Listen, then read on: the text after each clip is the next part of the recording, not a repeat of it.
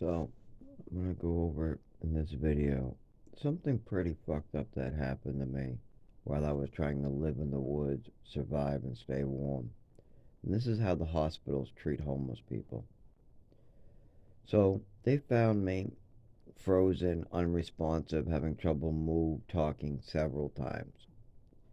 When I was in the shelter previous before this, somebody pulled a piece of like glass out at me, gave me an anxiety attack, but then I couldn't move out of the chair. I was having difficulty. I was having chest pain, so I just had them call an ambulance. When I got in the ambulance, I still couldn't walk or move, but I knew I was going to get better a little bit. At least I assumed I would. But then the guy started trying to just malpractice me. So I told him I just forget about it. It's an anxiety attack. Leave me alone. And he just started rambling on about, I don't know, like I'm a faker or something. This started when I was much younger, though, with this faker shit. I go to the doctor with actual symptoms or actual problems, and they turn into mental illnesses with my mother. But as an adult, I try to stay away from the hospitals, but there were times where I got called or it was needed. But the ambulance driver, I've had them stick a tube down my throat when it's unnecessary. I had one stab me in the arm to get me to bleed like a squirt gun. They like to cause pain in anybody that they can control. It's kind of like a power thing. I don't know why. Anyways, this separate time, I'm homeless and I'm living outside. I try to sleep in the cold behind this parking garage, freezing cold, needles everywhere, disgusting. I get out of there. Now, by the way, I'm not sleeping anywhere near the needles. I'm lower down and I'm on a cement block I cleaned out. But at this time, I buy my own needles at Walgreens and I am a user. Now, this gets fucked up as it goes along. At this time, I actually have no opiates in my system, no drugs, a clean urine, and I have no track marks on my body whatsoever. I go to Dunkin' Donuts because I'm losing the ability to walk. I'm shaking. I think I got like something wrong with me. It feels like cotton fever, but I shouldn't have anything wrong with me. But I am an IV user. I just haven't been able to get anything. Maybe I'm getting dope sick. It's hard to say. I've been squirting most of the dope in my nose out of my needles because I can't stop shaking. This was like 12 years ago, maybe more. No, maybe like, yeah, a long time ago. This is, no, 9 years ago to 10 years ago, maybe more. Anyway, so I end up at Dunkin' Donuts trying to stay warm. Now, this is after 3 hours of shaking and having problems walking. Also, the guy I'm with, I no longer can have proper conversations with. Now, it's not due to any drugs. There's no opiates, no drugs in my system whatsoever. That's part of the problem. I'm not feeling good. I have no opiates. I have no alcohol. I'm not using alcohol at this time, and I definitely don't have any Ativan. And I would kill somebody that night for an Ativan, not literally, but you know how people say you would kill for something.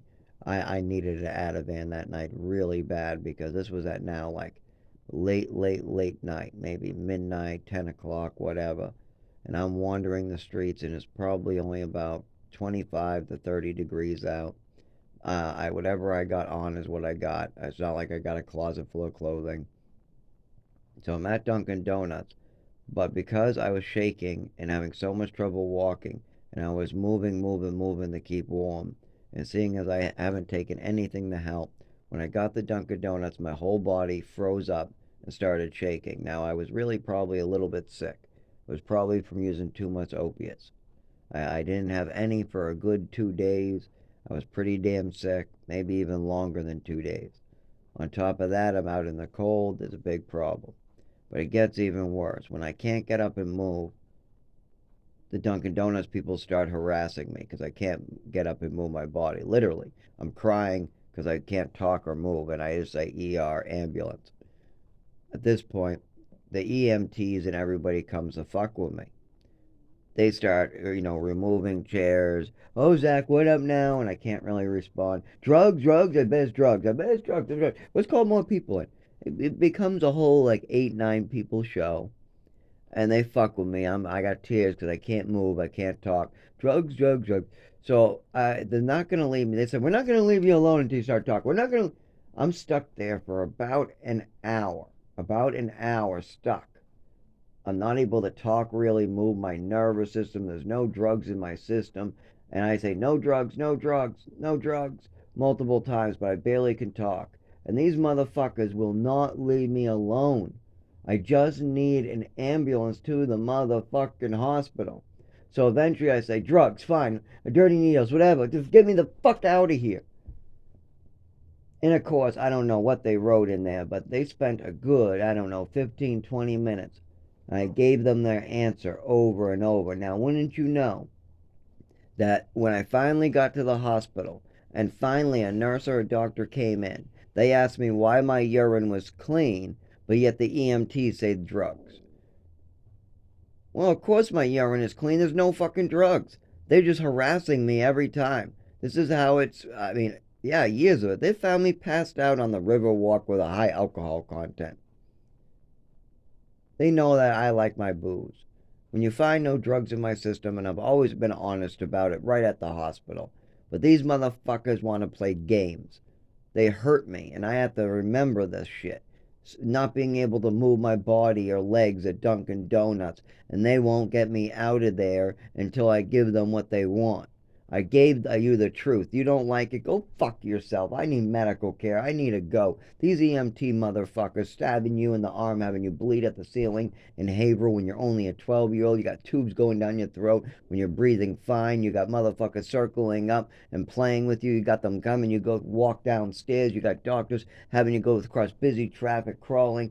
This is how they treat disabled men like me who have mothers who make up mental illnesses. And I'm just a normal person who likes to go to work. If you've been to where I work and you've seen me at my work when I don't have kidney pain, you'll see I'm a very normal, well-spoken guy who works a lot of people through their issues. I have coworkers I have to talk off ledges. I got, oh my God, some of the most psychotic people I help. They're really, really problematic. But see, because I have to deal with like doctors being crazy, my mother acting crazy, I have had police officers act completely crazy. I'm not even kidding. And that's because they don't understand and they don't believe me. That's it. They just don't want to listen. It's that simple. I've given you your answer. There are no drugs here. Just because you don't like the answer doesn't mean you should then not do your job. But I get that quite a bit. You give them the motherfucker answer, and they're so used to it either being a psych case or a drug case that they will not fucking do their jobs until you tell them it's drugs. So when I was an alcoholic on the streets, I would just say, I'm alcoholic, fine. Get me out of here. Get me out of here. I knew I wasn't getting any help. If you are an alcoholic or an opiate user, you will never ever get help with anything wrong with you while you're homeless. It is the most malpractice bullshit I ever heard of. The stuff they write in your file is complete bullshit too. Complete bullshit. The shit I've seen them write down is complete nonsense. They don't even spend the time to really understand any of the medical problems, any of the illnesses you have. They chalk it all up to either drugs or mental illnesses, give you some more drugs, and then think you're going to get better. It's bullshit.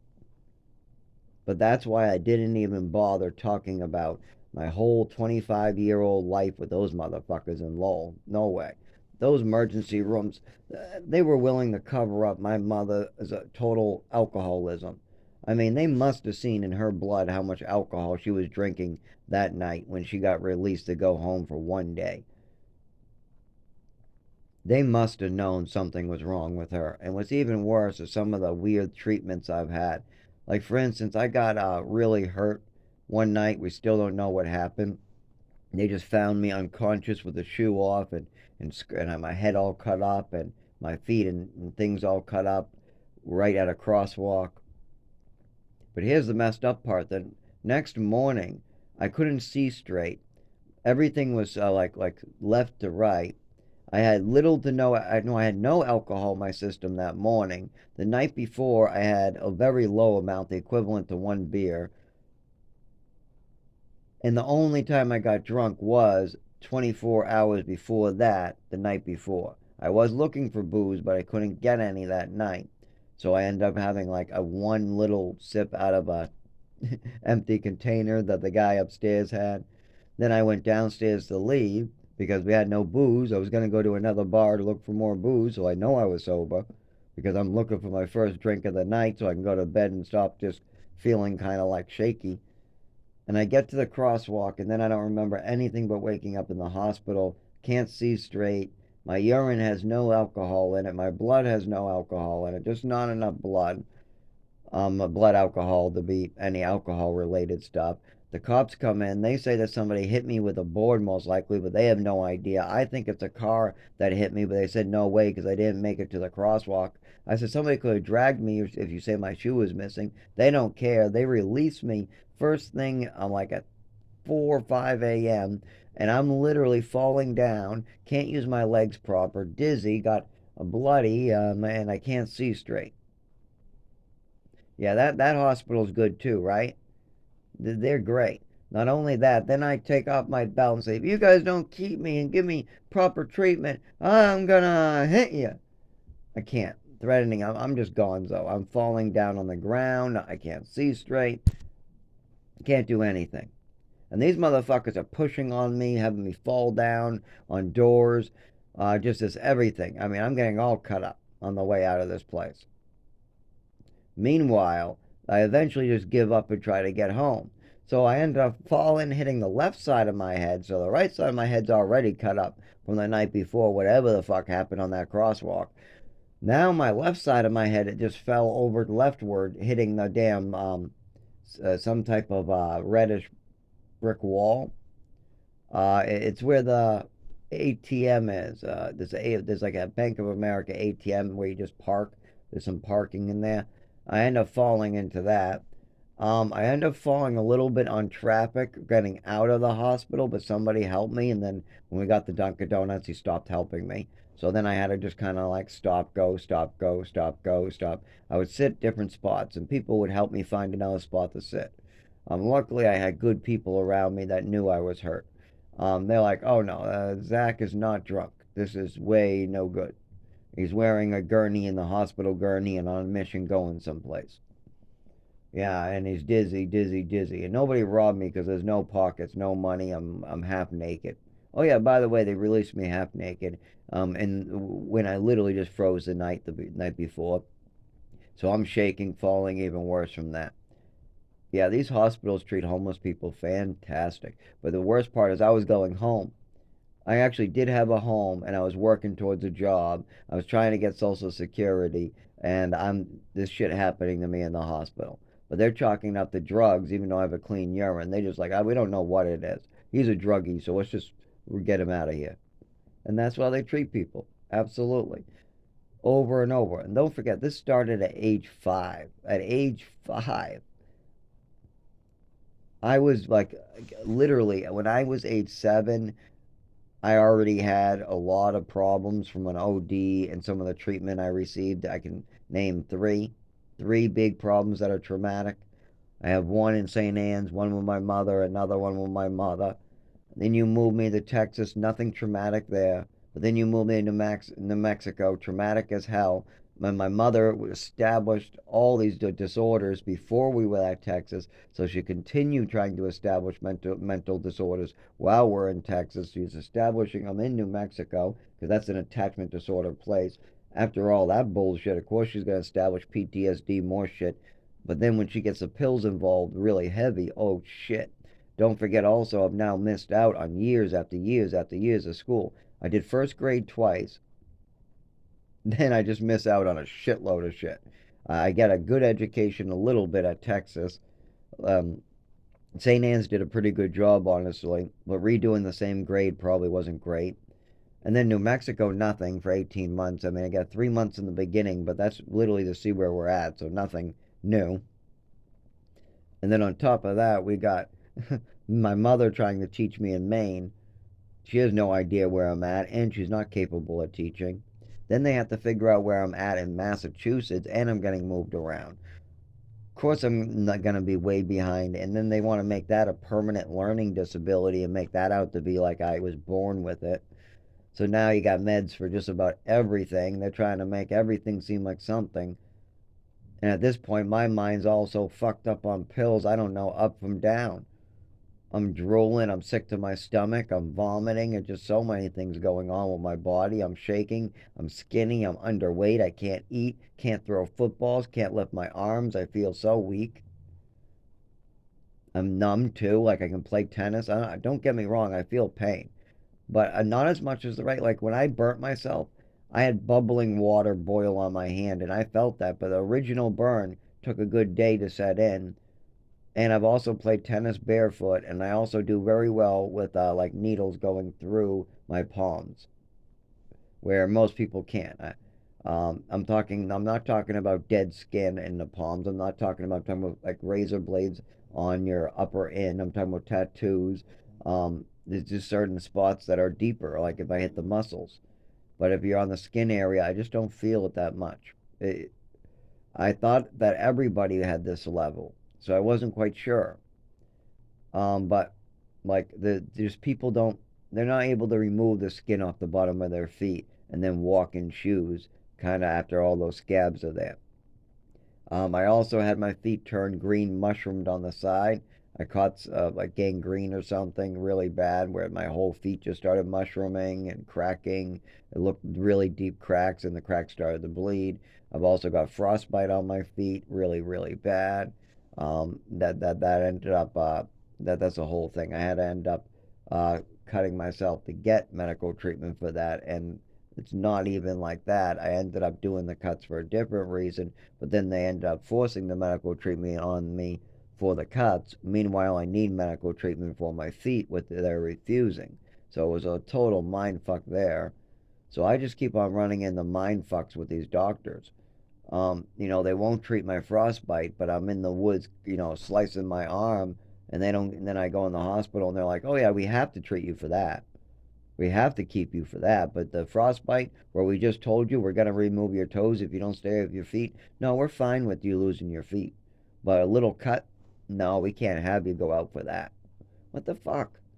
You guys get your priorities straight here. You guys are hurting people. You guys are fucking with the homeless's head and children. You're forgetting I started out at age 5 with this shit. I didn't get a chance in hell to choose. I didn't get a choice. It's not like I got a choice to know this. No, I was taught this. This was what I was told. I was told I have all these disorders and I need all these pills. I didn't know that if I actually went and tried to get proper medical care, stopped taking all the drugs, all the pills, I really processed all the PTSD I experienced, started helping other people with some of their PTSD and their horrible experiences, working real hard. I didn't know that that actually would really make me better. I thought I should do what my father and mother said to do. And that's just drive, work, I'm disabled. I should collect Social Security for my disability and work.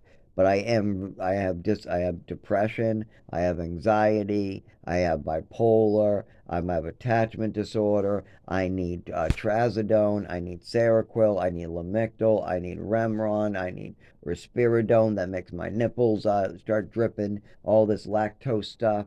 I need all these different medications. At age 5, I need a bunch. I need to go to the kitchen and take them in front of my mother's friend. I have to make sure to take all these medications. I got to have these talking tos where I sit down and they describe I'm going to need meds for life and I can never stop taking these meds and I can never drink alcohol because I need these meds for life and all these different talks like that. Then my mother also tells me how all these different things, like me playing with action figures, could be schizophrenia, and I might be schizophrenic. She talks about my depression, my bipolar. Talks about all these different weird illnesses that she wants to come up with. She has all these different ideas about why my name Greenhelge is on my medals, and I'm making up stories because I'm a kleptomaniac and I like to lie all the time and I like to make up all these stories. Meanwhile, she's in fantasy land just pulling stuff out of fucking nowhere. and it's driving her child nuts. She's only, I'm a 4 year old, I'm a 5 year old, I'm a 6 year old, I'm a 7 year old, I'm an 8 year old, I'm a 9 year old, I'm a 10 year old, I'm a 12 year old, I'm a 13 year old, and then I'm fucked up. Then I'm a 14 year old trying to fix myself, 15-year old trying to fix myself. What are you doing, mom? You need to get better. I'm 16, 17, 18. What the fuck is going on? 19. Oh my god, she's drinking in the kitchen. How can I help? Fuck. It's gone. Then I'm in the woods trying to figure out how to survive like a frickin' animal. I'm not even kidding. I went into survival mode like an animal. How do I stay alive one more night? And now I'm here, sober, working for God still, moving on, hoping that I get the ability to walk soon back so I can try to do what needs to be done.